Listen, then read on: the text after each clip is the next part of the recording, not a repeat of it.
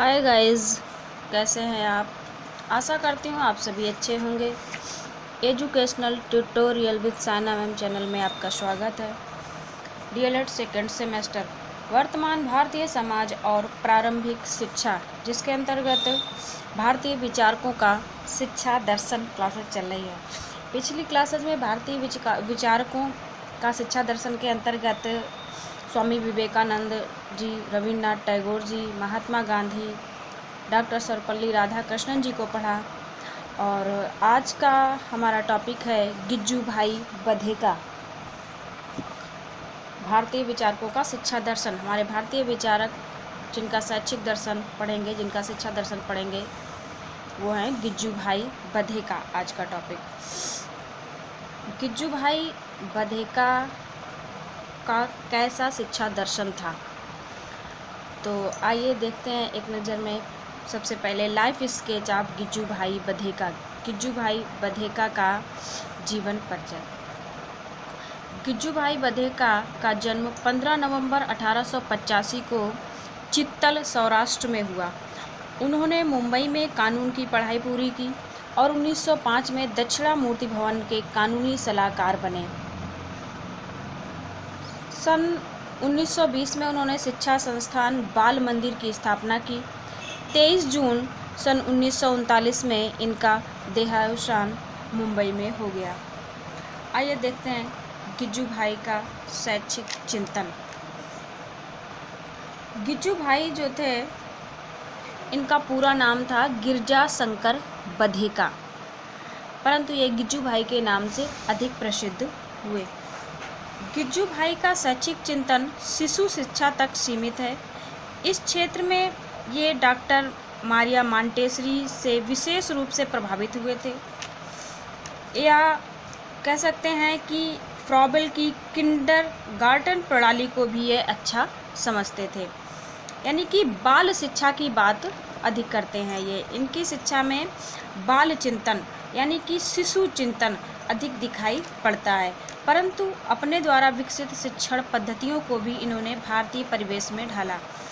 यानी कि ये फ्रॉबेल की किंडरगार्टन पद्धति को प्रभावशाली मानते थे और मारिया मॉन्टेसरी को विशेष महत्व देते थे, उनकी शिक्षण पद्धतियों को विशेष महत्व देते थे।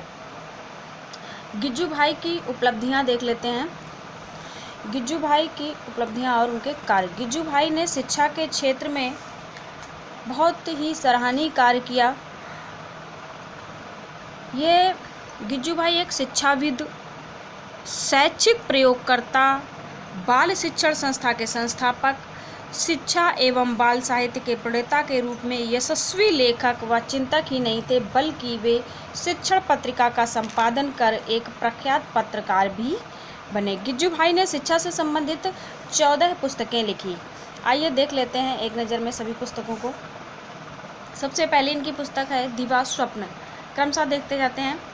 दिवा स्वप्न, मॉन्टेसरी शिक्षा पद्धति, प्राथमिक विद्यालय की शिक्षा पद्धतियाँ, प्राथमिक विद्यालय की भाषा शिक्षा, प्राथमिक विद्यालय में व्यावसायिक शिक्षा, बाल शिक्षण जैसा मैंने समझा, ऐसे हों शिक्षक, शिक्षकों से, चलते फिरते शिक्षा, कथा कहानी, माता पिता से,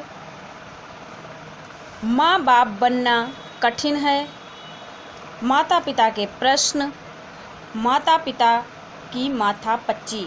तो ये हैं गिज्जू भाई बधेका की 14 पुस्तकें जो शिक्षा से संबंधित हैं,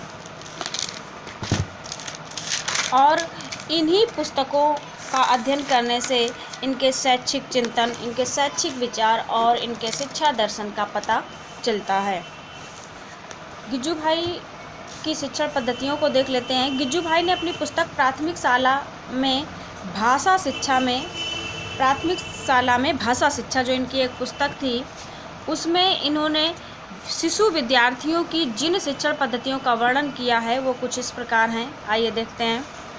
वाचन पद्धति, गीत पद्धति, प्रदर्शन पद्धति, खेल पद्धति, अनुकरण पद्धति, सुलेख पद्धति, स्मरण पद्धति, उद्दीपन पद्धति और पुनर्बलन पद्धति। लगभग 9 शिक्षण पद्धतियों का वर्णन इनकी पुस्तक में किया गया है, जो प्राथमिक शाला में भाषा शिक्षा यानी कि शिशुओं को किन किन पद्धतियों के माध्यम से पढ़ाया जाना चाहिए, वाचन की पद्धति से, गीत की पद्धति से, प्रदर्शन की पद्धति से आदि निम्नलिखित पुस्तकों का इन्होंने वर्णन किया है। गिज्जू भाई के अनुसार पाठ्यक्रम कैसा होना चाहिए? गिज्जू भाई ने वैयक्तिक विभिन्नताओं के आधार पर बालक के पाठ्यक्रम निर्धारण पर बल दिया है, यानी कि बालक की क्षमता, उसकी रुचि, उसकी आयु के अनुसार, जैसा उसका व्यक्तित्व है उसके अनुसार पाठ्यक्रम का निर्धारण किया जाना चाहिए। वे पाठ्यक्रम में कविताओं, इतिहास, चित्रकला व गणित आदि के शिक्षण पर बल देते थे। अध्यापक गिज्जू भाई के अनुसार अध्यापक कैसा होना चाहिए?